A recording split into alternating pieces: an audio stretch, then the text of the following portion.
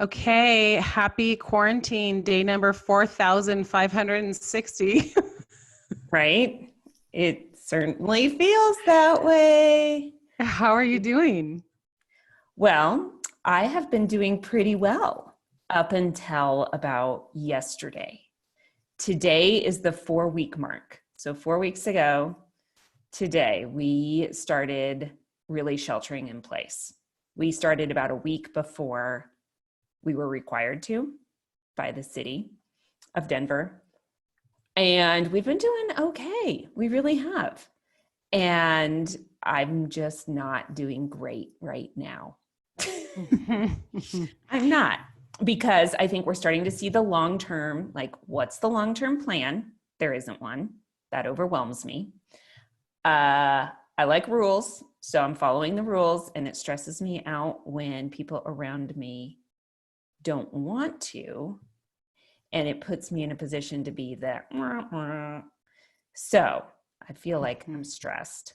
And, I live with somebody who is in the immunocompromised category, so that stresses me out. So all those things, I'm just feeling it. And I haven't up till now. I mean, I had my moments right at the very beginning, but then the last 4 weeks have been pretty good, I would say. Just, I'm having a bad day. And I think we're all going to hit those days, those bad days. Totally. Yeah. So, I how are think you that, doing? yeah, I would say today I'm doing great, but I've been there. So, and as people who've been listening know, I do have someone in healthcare, so that in our home. And so that, I've had freak out moments, and then other days I'm great. And, it's interesting. When I get outside, I do a lot better. So I'm trying to get outside every day. And if I do that in the morning, it really sets the tone for my day. It just helps me to know a little bit that the world is going on, that nature has no idea that there is a pandemic. And there's a God who's bigger. There's a God who's higher. He's got us. It just kind of really helps me to center myself. For some reason, being outside right now is like my key component to knowing that life is okay. Nature is still happening. Like even the supermoon the last few nights, it was literally the most amazing moonrise last night. And part of that is so comforting to me, that nature is still going on. And things are still happening in the natural world, and life is going to be okay, But I just feel like, hey, I mean, from day to day, it could differ. So I think that's really true. And I think that gets to our podcast today of making the most of this unique moment in time. And I think a part of it is that a lot of us are deep diving into some deeper places, and whether that's struggle, whether that's just really hard relationships because you're having a lot of FaceTime with people right now. And so there can be some big rubbing happening with personalities, or even siblings fighting, or in a marriage, probably a lot of couples. I've heard, we're not in that situation because my husband is still going out, but a lot of couples are struggling with all of that together time. And it just all comes down to, this is just, it's a little bit hard what's happening. And so just a little. So I thought we could just start today by reading some verses. And I really just want to read these over us and our listeners, and just have us really lean into this concept that this is a time for us to deepen spiritually.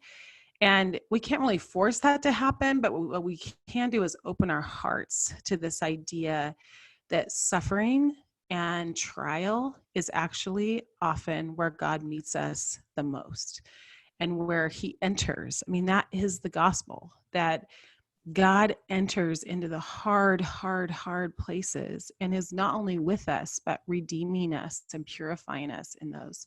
So let me just read a few verses. 2 Corinthians 12, 9 through 10, and these are all from the Passion Translation. But he answered me, "My grace is always more than enough for you, and my power finds its full expression through your weakness. So I will celebrate my weaknesses, for when I'm weak, I sense more deeply the mighty power of Christ living in me. So I'm not defeated by my weakness, but delighted. For when I feel my weakness and endure mistreatment, when I'm surrounded with troubles on every side and face persecution because of my love for Christ, I am made yet stronger, for my weakness becomes a portal to God's power. John 14:26-27. I leave the gift of peace with you, my peace, not the kind of fragile peace given by the world, but my perfect peace. Don't yield to fear or be troubled in your hearts. Instead, be courageous. 2 Corinthians 4:16-18. So no wonder we don't give up. For even though our outer person gradually wears out, our inner being is renewed every single day. We view our slight, short-lived troubles in the light of eternity. We see our difficulties as the substance that produces for us an eternal, weighty glory far beyond all comparison, because we don't focus our attention on what is seen, but on what is unseen. For what is seen is temporary, but what is unseen is eternal. Okay, and then this last one that's literally been our mantra throughout this whole thing is James from James 1, my fellow believers, when it seems as though you are facing nothing but difficulties, see it as an invaluable opportunity to experience the greatest joy that you can. For you know that when your faith is tested, it stirs up power within you to endure all things. And then, as your endurance grows even stronger, it will release perfection into every part of your being until there is nothing missing and nothing lacking. Wow.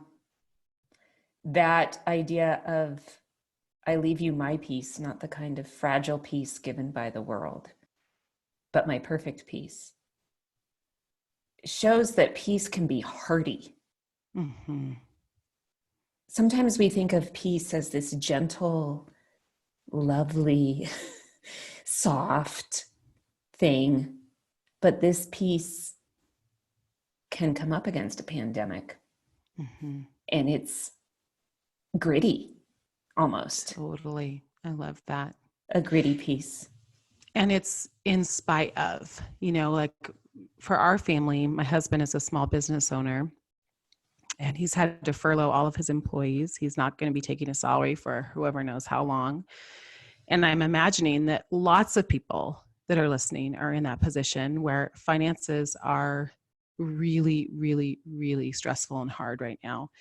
And I think about this kind of peace, it even surpasses those very real things that are coming against us, right? Those very real, you're looking at bank account statements and paper and you're saying, how is this all going to work out? But that kind of peace, it's different because it's an eternal peace and it transcends all of those things. It's not dependent on salaries or people working or bank accounts being full. Mm-hmm. Yeah. All the things that we have depended on are falling away, except for what God can offer us, that he doesn't change. And that's why I think something like the moon, as I've been looking at it, this unchanging, unwavering thing that we can count on, is God's rhythms. And I've been thinking, as I've been looking at the moon, about how everyone around the world is seeing it. I have family in Spain, and Spain has now had more deaths than Italy. And in Barcelona specifically, things are terrible. They're truly terrible. And I finally heard from my sister today. I had not heard from her. She'd been in Australia, and I didn't know if she was stuck there or if she was... Anyway, I finally heard from her today, and she's a therapist. And she said when she finally got back, it took her 2 weeks to get back. When she finally got back, she had clients waiting to meet with her virtually. Everyone either had somebody who was sick in their family or who had died. And so this pandemic it's easy when I'm standing in my kitchen and I'm looking again, like, oh, are we going to have peanut butter and jelly or tuna fish today for lunch? I can forget, if I'm not paying attention to what's happening in the world, that it really is creating true suffering for people. And then when we go down that road of thinking about the true suffering, we can get overwhelmed and we can forget that God's peace is available to us. And so this truly is this unique moment in time where we cannot deny the suffering. And if we are people of faith, we cannot deny that our faith supersedes, and God is bigger than this. That doesn't mean that suffering is not going to happen. I don't want anyone to hear that. Suffering may very well be happening in your home right now. As you said, it could be financial, it could be relational, it could be health-wise. But this gritty piece is what we are clinging to. So the verse, I think about, I'm going to jump in with that, that this idea that people are dying alone is just brutal to me. It's just like, it just makes me tear up thinking about it.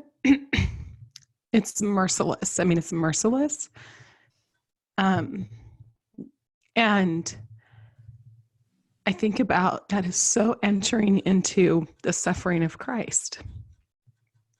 We don't want it, but I think about we have a Savior who knows that pain, who knows that depth of sadness, and who knows that depth of aloneness by being completely forsaken and completely alone. And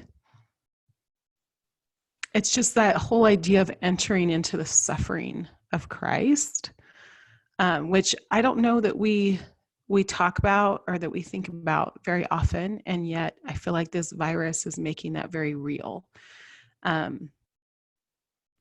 We have some dear friends who are traditional Catholics, and it's interesting because they actually talk about it a lot. And on our World Changer episode, we had another woman on, Mary Lynn Canary, who she talked a lot about the suffering and sharing in the suffering of Christ, and why would we expect anything different? That actually makes us more one with Christ. And it's just this interesting concept. I don't know that I love that concept, and yet I think this virus is making it very real. And it's the opportunity that is mentioned in James 1 that you read. It's an opportunity to experience it in a new way. And so for some of us, we are experiencing suffering in a way we haven't before, and our neighbors are. But it also is an opportunity for us to respond in a way that we've never been able to before, to enter in. And that's what makes this so unique. I mean, this moment in time is unique for lots of reasons, but this is one of them, the hard reasons that we can grow spiritually. It is an opportunity for us to get deeper in our faith. One, because we may be counting on God's provision in a way we never have before, his protection, but also to understand what a thin line we walk on in this life, as far as death and life here on earth, but also how God is just present in that thin space, that right in between. And something that John Mark Comer keeps talking about is actually a quote from Bono, but it's saying that joy is defiance, and it's interesting to think about that to actually have joy in this time, it's a type of defiance. And as people of God, we get to have that because we actually know that this is not our home. This is not our final destination. And so we can have joy in the midst of trial, in the midst of trouble, in the midst of suffering, and that we're going to defiantly choose that joy for the sake of the cross, really. And I think that's a beautiful concept. It is. And it's something that populations of people throughout history who have really suffered, we see that in their artwork and hear it in their music. And yet we are a generation of comfort. We are a culture of comfort here in the United States. For many of our listeners who live a middle class, upper middle class life, we live a life of comfort, and that often makes our decisions for us. And we are now having to make our decisions, our matrix, based on discomfort almost. And that's why, like today, me having a bad day, I don't want to make decisions based on discomfort. It's uncomfortable. Right. And so it is impacting our psyches as it's impacting us, but that doesn't mean it's bad for us to be uncomfortable. It just, we have to wrestle with it. And it does get to our sin a little bit because we want to protect our comfort over God, where are you working, and where are you working in me, and where are you working in the world where suffering may be required of me as I serve you, as I love you, and I love others. Mm-hmm. Okay, I'm going to read the verses that I have been going over and over the last month, and that's from Galatians chapter 6, verses 4 and 5. The Message says, "Make a careful exploration of who you are and the work you have been given, and then sink yourself into that. Don't be impressed with yourself. Don't compare yourself with others.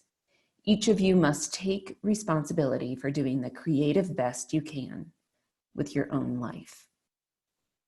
And this, more than spiritual growth, has helped direct my days of, okay, I can't compare myself to other people's circumstances. I have to do my creative best with what is right in front of me, the parameters that have been put in front of me, and the work that I've been given. What is my job for today? Okay, I'm going to try to find creatively how to do the job that is in front of me, which a lot of days in the last month have been feed my family, manage chaos, keep people safe. It's a pretty good list. Those have been my jobs. And so in that, sometimes it's been like, figure out how to get groceries safely, or figure out how to get outside safely. We can't go outside at our house without encountering people. We live in a very pedestrian heavy neighborhood where suddenly everybody's at home all the time and also going stir crazy. So people are, So people are going outside, and we have to take this social distancing thing really seriously. So like, it's that awkward who's going to walk across the street first, or who's going to step off the sidewalk first. But we all have our days of things that have to get done. And how are we going to creatively do that? And for some people, it's still going to work. How am I going to leave the house and do my job, my paid job, creatively? Because it's required of me to provide for my family, or for the greater good, to provide for the greater good. Mm-hmm. Yeah, that's really good. Have you had any helpful resources as far as this concept of, really trying to spiritually deepen during this time? Do you have anything you'd recommend? Well, I did mention in the Open Door Sisterhood book club, when we were talking about this concept of doing your creative best with your life, I keep going back to that podcast episode you did with Ken Weitzma. Yeah, I love it. It's episode 73 of our podcast. I mean, it's years old at this point, but it was one of the very first things I thought of when school was canceled. Okay, my limitations are getting more constricted. I have to be creative in how to make this work. And that is a spiritual practice, in asking God to enter that space with you and make it clear, how, Lord, do I see your creative way here? How do I find peace there? So that has been something that I have recommended to other people. As far as daily practices, the thing that has really helped me the most has been my exercise. I'm very crabby these days if I don't work out. And so I do, like I always say, the Revelation Wellness, Red Well TV. And people, it is $10 a month minimum. And it's a tax deductible donation. So for $10 a month, you get these workouts that feed your soul while you're working out. And it has helped me. And funny enough, I have been doing Whole30 this month. I just ended this week. I've never done that before. And we also have a podcast episode on Whole30 from our original Healthy Way series.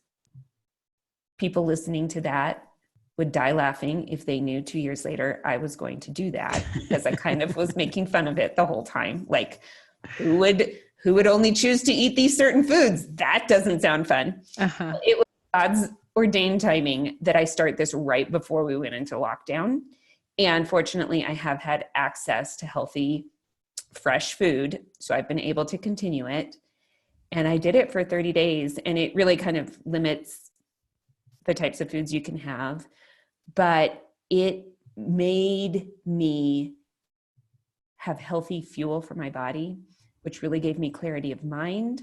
It gave me presence with my family. It required a little more cooking, but you know what? I was home. Didn't matter. I have time to do that.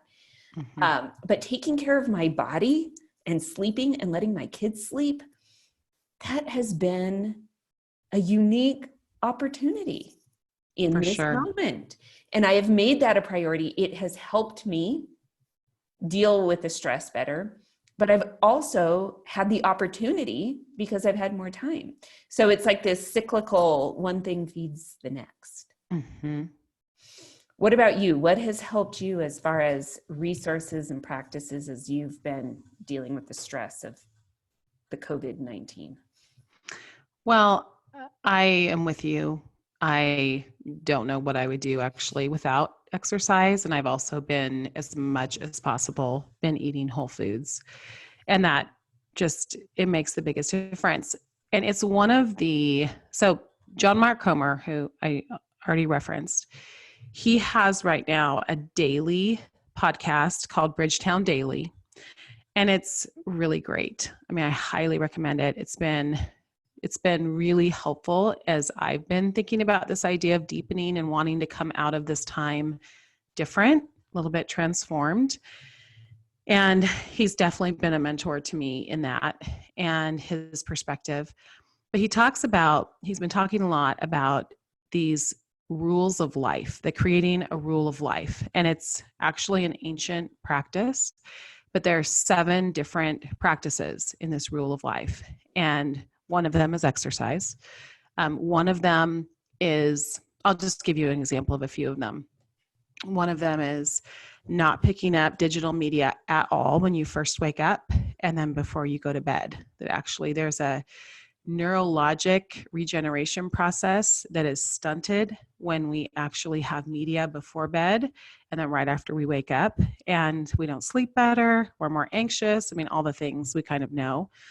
But we do it anyway. And so his big thing is, get up, have some quiet, whether that's, your quiet time, prayer, meditation, whatever you do, have a practice that you do, limiting your media.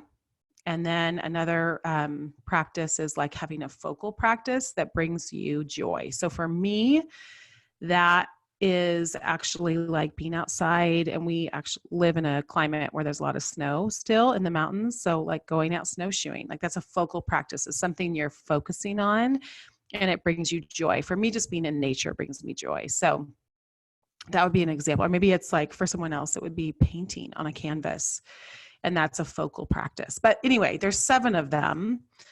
And they just literally are keys, I think, to healthy living. So he's been talking a lot about that as well. And I think as I'm trying to be as healthy as possible in this time and controlling fear, these have been really key for me. And then I would say daily journaling of whether I'm keeping just, writing down a few gratitudes, or I am actually journaling about where I'm at, how I'm feeling. I often am just journaling scripture and prayer. And that is always a transformative practice for me. But I would say during this time, it's been really important. Mm-hmm. Yeah. There's that element of processing. And then I know a lot of people are just recording their days so that they can remember or they can tell their grandkids about it. Mm-hmm. This is history that we're living through. Yeah. And so some people are having their kids journal. I'm not, because I don't want to fight with them about making them do it. But I think it's a great idea for kids who would be into that, because they will be able to tell their grandkids about, remember the pandemic of 2020? Mm-hmm. This is what happened. This is what I experienced. This unique moment in time. I lived through it. Yeah. And a book I'm really loving right now is Draw the Circle by Mark Batterson, and it's the 40-day prayer challenge. And I think what that is spurring in me, because I've actually read this book I love this book, so I've read it a couple of different times. But I think first of all, I started the book for Lent, so it was really before everything happened. But I just think it's no coincidence that I've been in this particular book during this season, because it challenges me to pray differently and to pray more fervently and to really know that prayer changes things.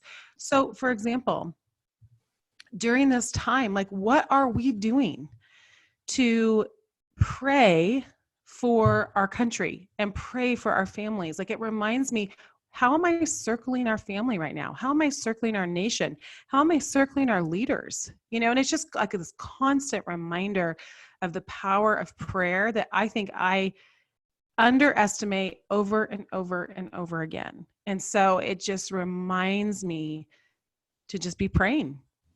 Mm-hmm. And that alone seriously alone has been really transformative. Mm-hmm. I'll give an example of something that's not very impressive or spiritual, but I watched the Mr. Rogers movie, the one with Tom Hanks in it. I don't know what it's called, something about the neighborhood. Anyway, some Mr. Rogers phrase. And I learned that Fred Rogers prayed for people by name out loud every day and had a running list of people that he would pray for every day. And, he was a Presbyterian trained minister, so he was a believer. And it made such an impact on people when they found out that they were on his list.